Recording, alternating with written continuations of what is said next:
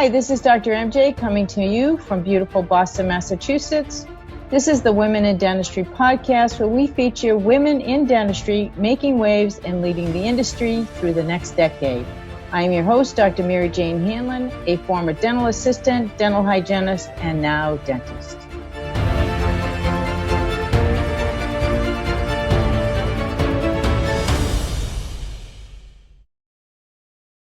I'm very pleased to introduce you today to Miss Cindy Ishimoto.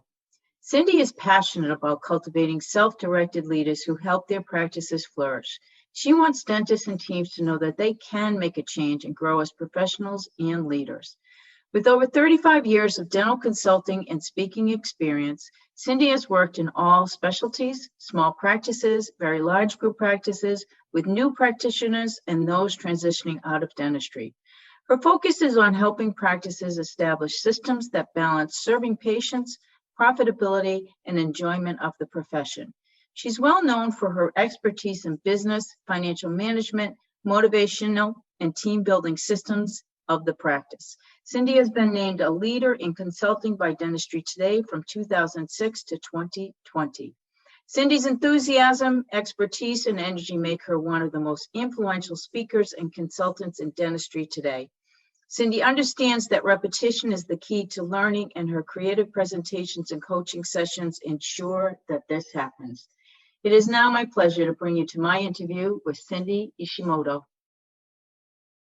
Cindy, I am so excited to spend some time with you. Obviously, we know each other. We've met at Jumpstart a couple of times, but it's really awesome to really awesome to share you with my audience, because I have enjoyed our conversations in the past, and it's nice. So thank you so much for being here. And I'd love it if you would just start by telling us a little bit about your story. Don't forget to hit the subscribe button to our channel. And also don't forget to hit the bell so you never miss out on a single episode. Thanks so much. I was blessed when I was 16 years old to do some volunteer work at the state hospital. I went there because I thought I wanted to be a physical therapist. I thought, that's a good field. I'm going to go there and practice. Right next to the physical therapy clinic was the dental clinic. And because of it, something kept pulling me over there. I spent more time there than I did in physical therapy. I learned everything. I learned how to dental assist. The dentists there were willing to show me how to do it. I learned about hygienists there. I learned about really what dentists are all about. And so I was 16 and I totally changed my mind. And I then decided that I was going to go to hygiene school. And so in between there, I thought, well, I don't know enough to even think for sure I want to go to hygiene school. So I asked my own dentist if I could work for him. So I did that. The girl that comes in high school and pulls charts, put charts away. Calls people on the phone. Yeah. I did all that. And then I went to hygiene school at the UH, and I also got married at 19. I met my husband, soon to be husband, at the state hospital. He was one of those dentists. He had just graduated from dental school. He was headed to the Army. We didn't date. Oh my goodness, my father would have killed him. I was 16 and he was 26. No. And then he went off to the Army and came back, and we started dating. And then we got married at 19. When I was 19, he was 29. We opened a dental practice together. I helped him to train his assistants and his entire team. I set up all his management systems, and we were crazy busy. So we hired a consultant to help us because we couldn't see our way out of the forest. Everything was impactful and not a happy time, because busy doesn't mean happy. And we hired a consultant, and then that consultant did me something that was very good for my own self-confidence and my own belief in Cindy, and said, I'd like for you to work for me. My husband didn't like it. But I went to work for the consultant that helped to straighten our practice out, and he taught me a lot of things, how to read numbers and how to do all of the practice management teaching. I was very blessed. And then Who is that, Cindy? His name is only familiar to the West Coast and Hawaii. His name is Dave Smith, and he was quite prominent in the 70s and early 80s. And when he got overwhelmingly busy and needed some space, he was very kind and generous and allowed me to take over his Hawaii base. So I was very blessed to have that. And I have been now consulting a little longer than 40 years. I have been international and national. I came to speaking naturally. I think that when you consult, you're working with the teams, and those are mini speaking events and teaching events. So I came to it naturally, and I have been doing that ever since. I also have raised two children. They both live in California.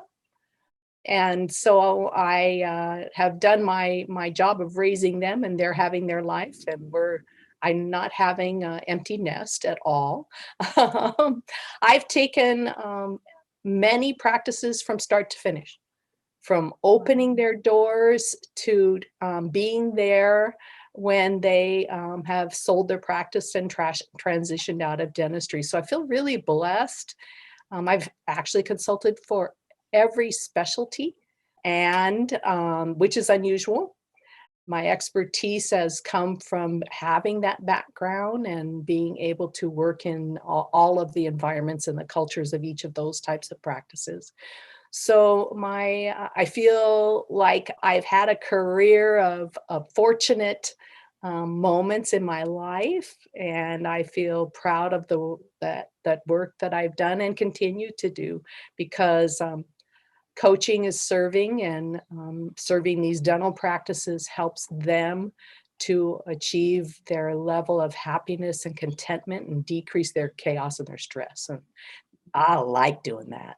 Absolutely. And nothing more fulfilling at the end of the day than knowing that you've helped somebody. Right. Amazing. Amazing. 40 years in a career, and consulting is how, I don't think anything happens by accident. You were obviously in the right place at the right time, and there was something that consultant saw in you that he knew you would be really good at this. So obviously the length of time and that faith that he had in you was apparent. Well, thank you. And my last name is Japanese, so I have this great belief in karma. And I do believe that right place, right time, and being prepared is something that I have lived by. Knowledge is king. I was always hungry and needed to know, and I couldn't just know the do it this way answers from anybody. I had to know why. And I had to know, if I do that, what fallout would I see, or what goodness would I see? I had to know, if you tweak this, you do that. I had to know how the systems were interlinked. And so my curiosity, once I saw that consultant working in our practice, I knew that that was something that spoke to my person, right? My core.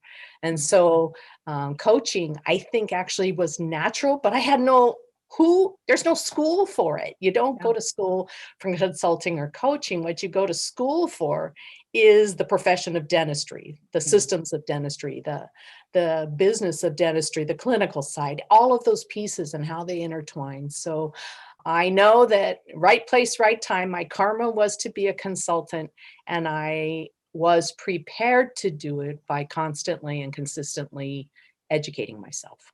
Well, I want to go back to that concept of education, because one of the things that I observed throughout COVID is the fear escalated dramatically among people that weren't educating themselves. And when I finally sat down and read a gazillion articles and did all the research on CDC and looked at OSHA and copious amounts of time spent just teaching myself and learning as much as I could about this, is when I realized that the reason why people were staying so fearful was the difference between having the education and not having the education. And I think that's a critical key for people to understand, that you become fearful when you don't understand something. And so our job is to learn as much as we possibly can, right? And if you don't know, it's okay. Find somebody who can teach you. Yes. I think that, there's a quote that I've always taught and lived by called that school is never out for the professional. And that the moment I feel any fear for Cindy, the COVID certainly sent fear in me. I fly for a living. I'm wondering how I'm going to do that. What's that going to be like? And I had to educate myself, and still continue to educate myself, because what's that going to look like? How am I going to accomplish that? And then how do I consult in an office now with all of the things? How do I do that? How do I do a virtual presentation? How do I use Zoom? How do I do that? One of the things is that I have a skill, and my skill is I can't stand not knowing, because it puts me at a disadvantage. Mhm. So I start to search, and I start to problem solve, and I start to learn. And the learning piece decreases my fear without me even knowing it. Mhm. It makes me comfortable in a new zone. I certainly didn't understand implants from a perspective of helping my clients to learn how to schedule their patients and what codes to use and to do all of those things. So I had to go learn that. Well, I went to one of my clients who was a prosthodontist who placed implants, and I watched him and I learned them, and I learned things that I may never need to know, right? I don't need to know how to place them, but what I learned was an appreciation of a skill. And I think that comfortableness, confidence, decreasing fear, all of those things that crop up is from lack of knowledge. Well, no one's going to just cut my head off and open the top of my head and shove it in. Cindy has to go find it. Cindy has to look for it. And I have to look for it from a perspective of what things do I need to know to accomplish whatever it is. So COVID's fear, what I saw from my clients and their staff members, what I saw was that the fear of the disease was overwhelming them and shutting down their student capabilities. And in it, I only ask them to put that aside, put it on the side, because that's a healthy fear. Mhm. You don't know what that is, and you certainly don't want to be sick. I get all of that. But what I needed them to do was to ask the questions that were really important. How do we get back to caring for our patients? How do we get back? And we don't get back unless we take the first step, which is educating ourselves on how, who, what, when, where, and why. And that will give us confidence, and confidence takes fear and pushes it out the door. Absolutely. So, and that's our path. Without a doubt. And obviously that's why people hire you, right? So that you can coach them through some of these difficult times to get to the other side. Some people just can't see beyond, what's in front of them. And we have to expand our vision so much more than that. I compare it to a steel trap. If you have a steel trap mindset and a growth mindset, you absolutely can muster through anything, because you don't let things impact you, but yet you're open to growing and pursuing the next, challenge, whatever that might be. People that have closed mindsets just don't do that. They won't push themselves. They won't think it's possible. They think everything is impossible. So, what's the single best piece of advice that you have ever gotten in your career? And when I get asked that, the first thing always is the first thing, right? Say the first thing that comes to your mind. So the first thing that comes to my mind is really that repetition is key to learning. I had two fabulous teachers, and I worked for both of these women, and feel so blessed to have worked for them. And they both taught me that thing and how to do it. One was Linda Miles, and the other one was Kathy Jameson. Those two mentors, coaches, guides, teachers taught me that my weakness would be in thinking that I could say something once from my way of thinking and that everyone would get it. That repetition doesn't only mean saying the same thing over and over and over and over and over again. It means teaching to that person's style. Learning what maybe the foundation in a dental practice already is and how to bump it up instead of throwing the baby out with the bathwater. It was the best piece of advice because I am a very quick adapter and most people aren't as quick as I am. And so that would have decreased my effectiveness as a consultant if I couldn't embrace it. And one of the things in COVID too, during this COVID period of time, repetitions increased.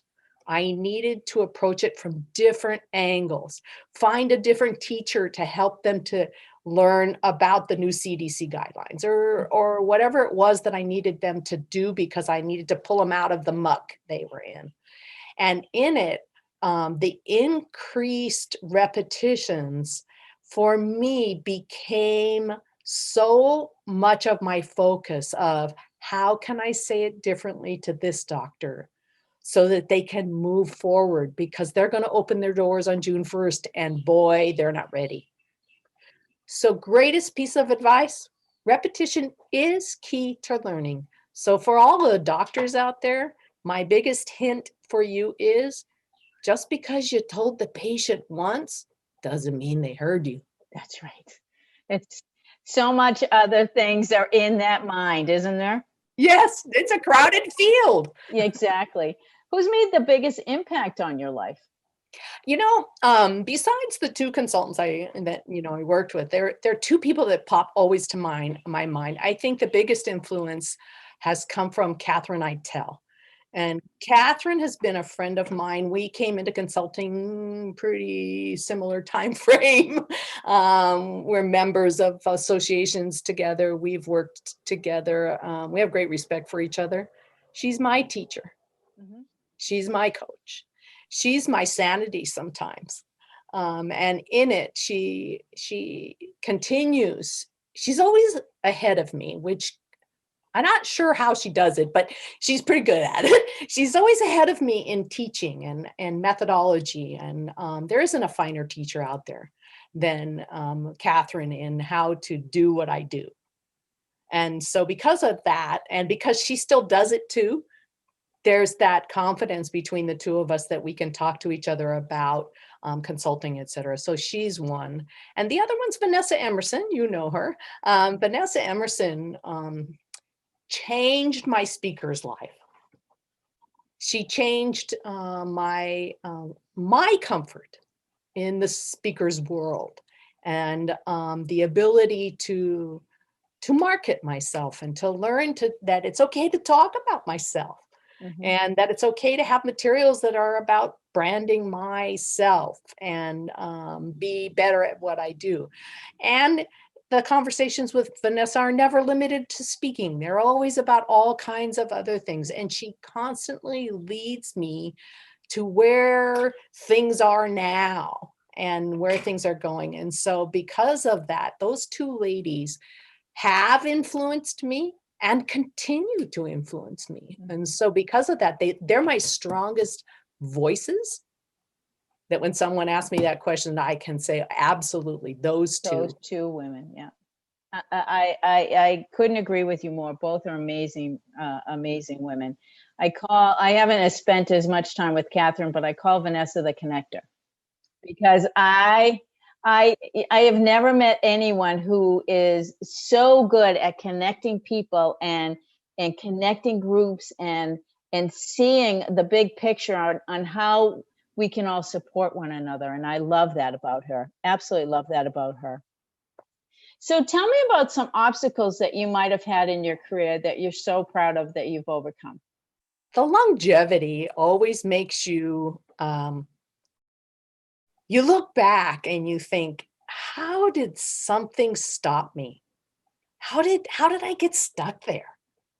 How did that happen to me? And when I first started, because I was quite young, I was 23 when I first started consulting. And I was, because I was young, the dentist liked to call me young lady. And they kept telling me that, young lady, you don't know enough about dentistry. You're just a hygienist, or you're just married to a dentist. You're because you're not a dentist, what makes you think you can tell me how to run my business?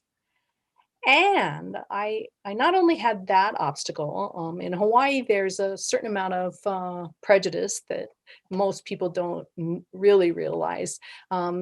Caucasians are the minority in the state of Hawaii.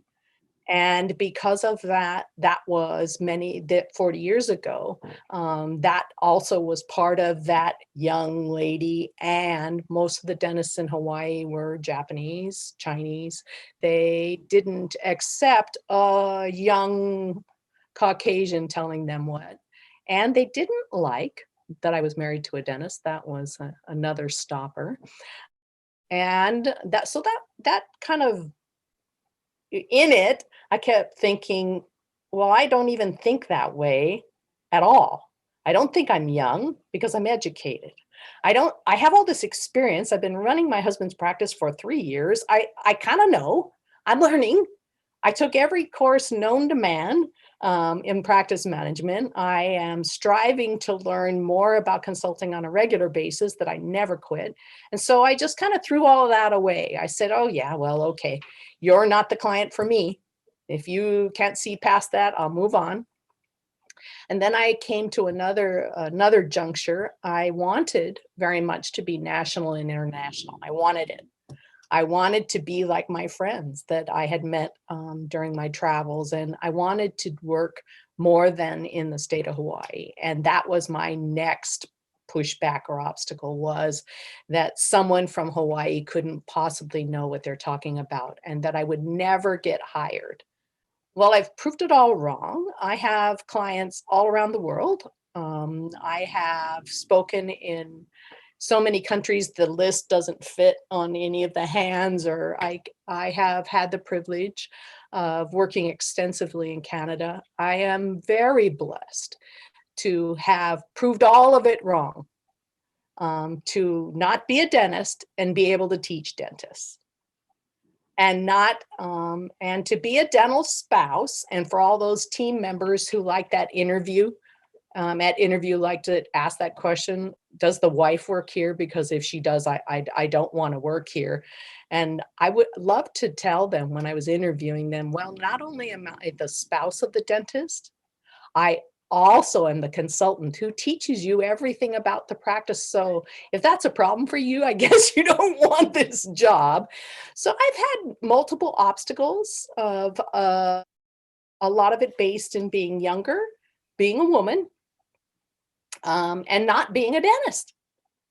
And all of those went away because, in order to combat it all, I did what we've spoken about already, which was make sure that I was educated, make sure that I had the skill set, that if they were going to ask me a question about something that I didn't teach or didn't know about, I would refer them to other professionals and other people. So the obstacles, what they taught me was, be prepared, learn, and never think less of them for thinking that, because they didn't know what they didn't know. You know, I have to agree with you wholeheartedly on that topic, because even in this day and age, I know bias still exists. And I don't think, I'm not making excuses for anyone, but I don't think it's intentional bias. I think it's a lot of it, especially towards female, is subconscious bias.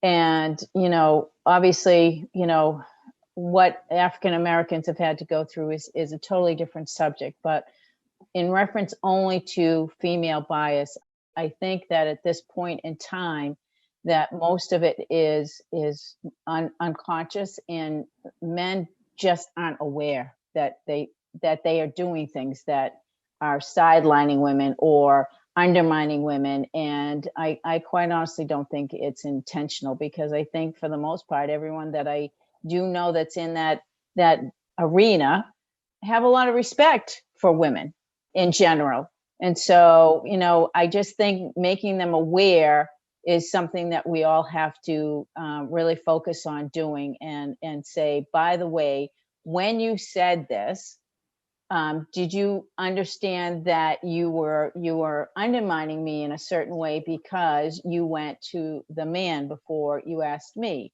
And I truly do believe that it's an unconscious thing, totally not acceptable. But we as women, I think, have to start speaking up. And when we see it and it is occurring, not let it slide by. I think that's one of the biggest things that I have noticed, at least in my own career, is that I'm not letting it slide anymore. I have to bring somebody's attention to it, because it's important. And with the profession turning 64% female, Yes. in dental school this year, our class is 64, the entering class is 64% female. It's time for them to see women in leadership roles, so that they have something to look up to understand that women before them have done this. Absolutely. I think there's the piece of I believe in this language of reframe. I was just talking about that. This whole piece of the girls in the front. When I hear that from a dentist, I tell them, may I provide some coaching for you on some of your language skills, because I want you to be an effective leader.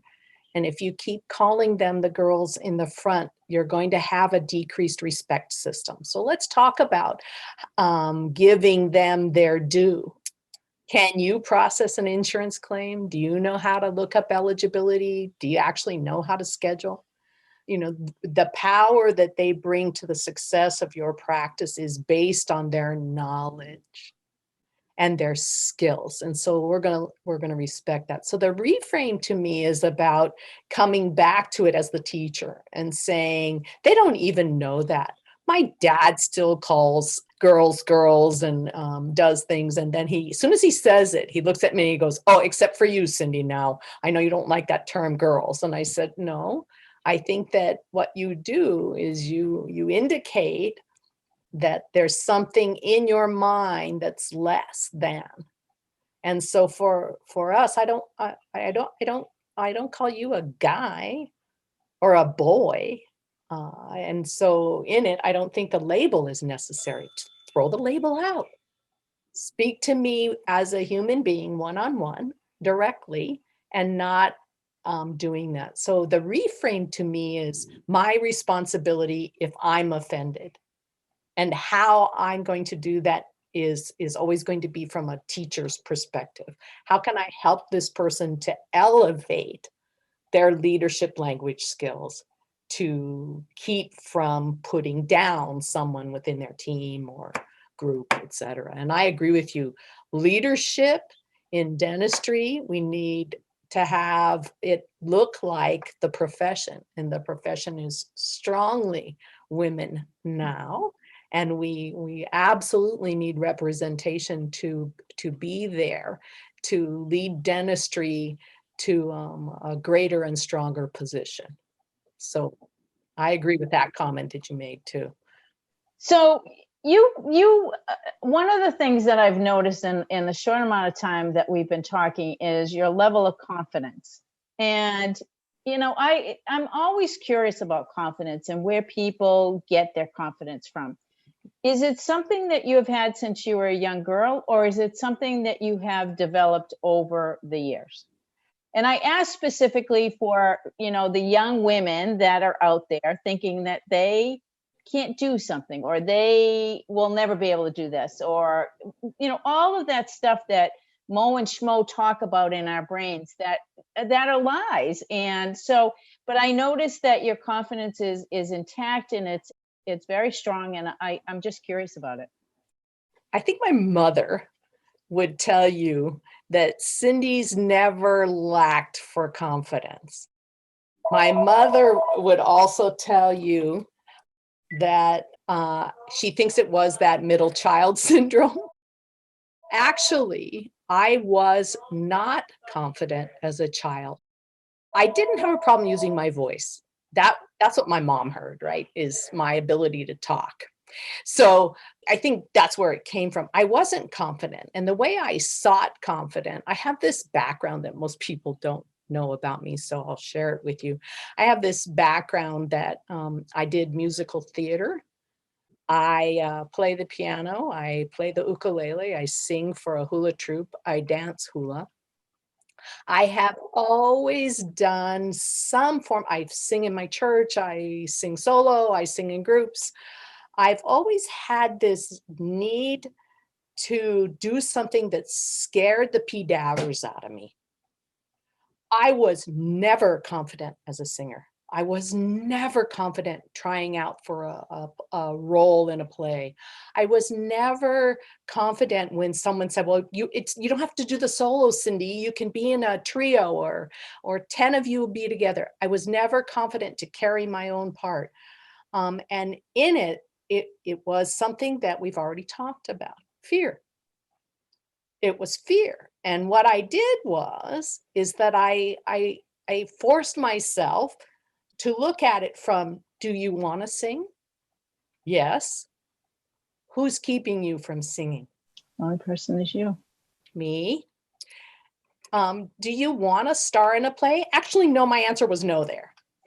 I wanted a bit role, but I didn't want the starring role because I knew that that would take a lot of time and I wasn't totally committed to that. And in it, I went and took voice lessons. According to my husband, he paid a lot for a singing career that is non-existent. So he's wrong. There's worse things that could happen. Right. Well, he's wrong because everything that I did to gain confidence for Cindy helped me in my career. Absolutely. I'm not afraid to get on a stage in front of 5,000 people and do a presentation on practice management. I am not afraid of being in a room with 5 or 6 dentists and 24 staff members and et cetera. I'm not thinking that I'm less or not confident.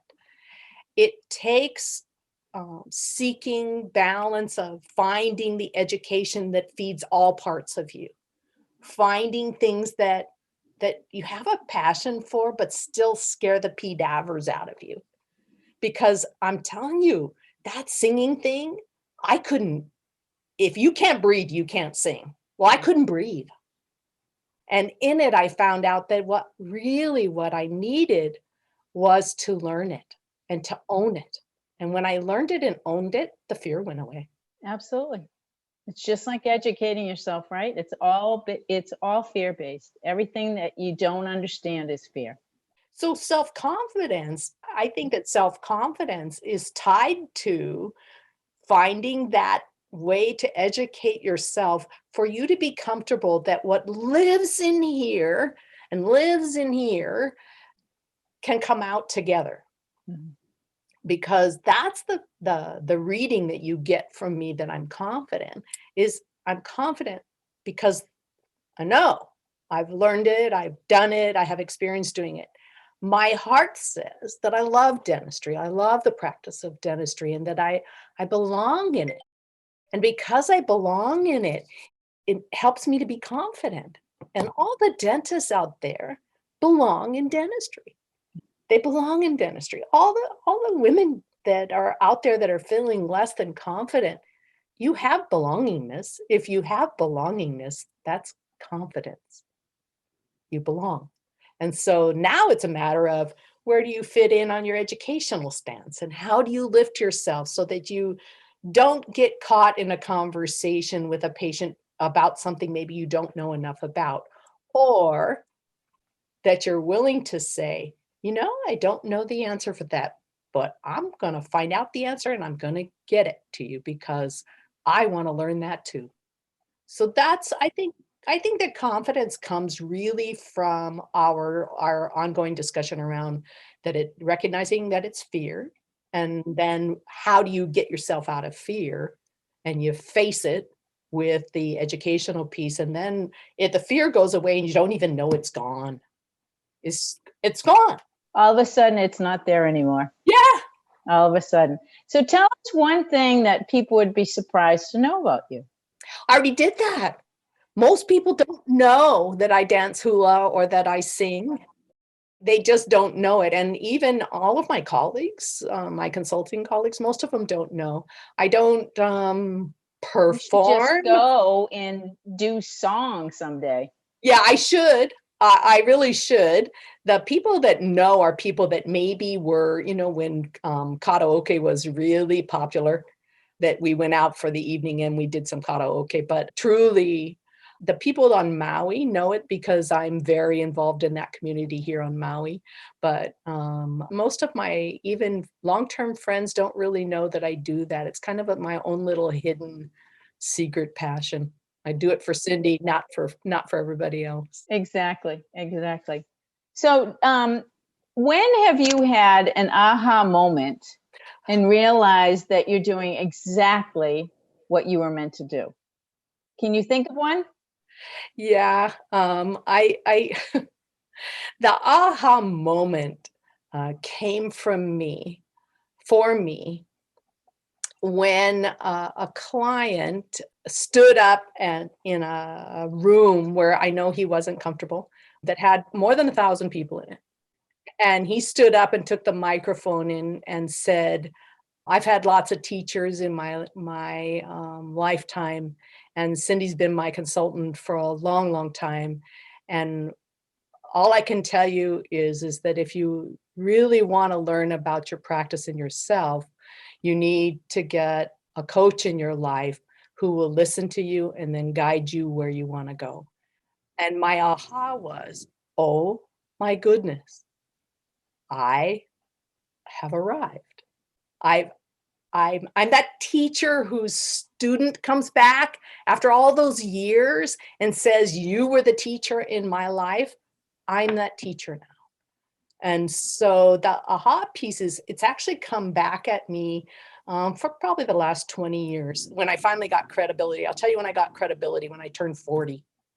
Uh, when I turned 40 and someone actually asked me how old I was, they stopped calling me young lady. That went away. And so the credibility piece came from referrals, people referring me to their classmates, their friends, referring me for speaking engagements and doing those things. So aha for me has really been when someone says something publicly, now shocks me and surprises me like that, and that I had some effect on him and his family and his practice. And so I'm grateful for all of that, and mostly grateful that he actually caused that aha moment, that what I'm doing is having impact and is really worthwhile. So that's That's awesome. That is awesome. And nothing, it's just like when a dentist restores someone's smile. You just can't help but be overwhelmed with the sincerest, warmest feeling of love and appreciation because you get to do what you get to do every day. absolutely. And it's that get to do it. I get to do this. I know. You have a choice. I do have a choice. And I get asked all the time, do you speak outside of dentistry? Yeah, I dabbled with medicine, came back to dentistry in it. Why would I go outside of dentistry when I love it so much? I love the people that are working hard for their patients. I love everything they're doing. I love how our profession is leading so many things. Our guidelines, our adherence to guidelines and what we were doing to protect our patients. Far surpasses medicine, doesn't it? Oh my gosh, it's amazing. And you know it because you're in it all the time. And then you go to a medical practice and you see how they do things. It's shocking. So the pride of where we are and who we work with and our profession, I think that's why I can't stop. I can't stop. There's more students. That need you. Yeah.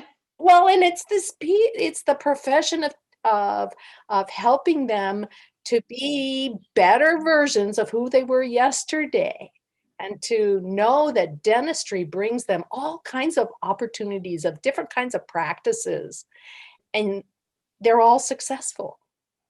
No one model is perfect. If it was, we wouldn't all be trying to tweak it and find a way to make it work. So I can't think of a better place to have grown to be who I am today than dentistry. That's awesome. I'm grateful for everything that's come to me, and looking forward to all that is still out there for me to help other dentists, etc. Now, the one thing I do know about the profession is we can have stressful days. Oh, yes. So what is your best way or favorite way to manage stress? I am a walker. Number one, I'm a walker. I take, even in this COVID time when I'm in my house and what's maybe going on with a client has been stressful and I finished that, I don't actually want to talk to anyone else. I take myself and I go walk out my door. Certainly I'm on Maui and I have a beautiful view. I have to walk. What I actually notice I'm doing is breathing. Mm-hmm. I notice that when I have stress, I hold my breath all the time. I hold my breath. And then when I go to speak, it's too strident because it's on the out breath. And in it, the stress for me is about not treating my body right.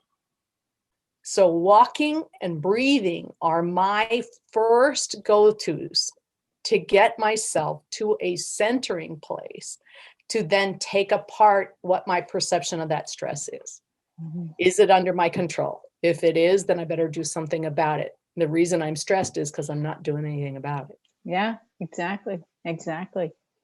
So that's a Cindy process. Please know, I'm not so great at it. None of us are perfect, Cindy. The profession thing, we think we are because we're such perfectionists, but there is nothing perfect about us. What is, do you have a personal motto or a mantra that you live by? I think that I shared it earlier. My personal mantra is really that one about school is never out for the professional. It's how I face my fears, and it's how I face chaos and stress. Is I figure it out and I learn. And so for me, that remembering that quote, that mantra, has kept me moving forward. I've been stuck. There's no questions I've been stuck. Feeling sorry for Cindy. Woe is me. I've said this to my husband, so I'll share it with you all. I want you to know. I've said to him, oh my goodness, I have to recreate Cindy again. Again. Well, yeah. We all do. Yeah. Right? I needed to be saying, I get the privilege of growing, Cindy, and learning more. But at that moment, all I could think of is that what we all don't like, right? Is I don't want to change me. I'm tired of having to change me. Well, if you fail to change and you fail to adapt, you fail. So I think that personal mantra has served me well. And I continue to do it. And that other one, that repetition is key to learning, because sometimes I have to keep that in mind when I'm dealing with people outside of dentistry, like the phone company and other people when things aren't going well. I need to know, keep that in mind, that repetition, say it a different way, ask a question a different way, and keep my Cindy kindness voice on instead of my Cindy frustrated voice, because no one deserves that. Absolutely. Do you have a secret dream or guilty pleasure you want to share with the audience? My secret dream, I'm always working on it. I would love to live in Japan. Really? I would love to live there. We have traveled there multiple times. Certainly, my husband is Japanese. He certainly is third generation U.S. And we don't have a family there, but we love to travel to that country. And I would love to be fluent in Japanese. And I think the only way that I can do that would be to live there. So those international shows that are about going to live in a country, I'd like to do that, but not for I don't want to live there for 2 years or 3 years. I'd like to go and live there for 6 months, and I'd like to live in different areas of Japan. So that's my dream. I'd like to do that. I talk about it all the time. So, once you put it out in the world, you tend to make it happen. So it's possible. I'll share a story with you.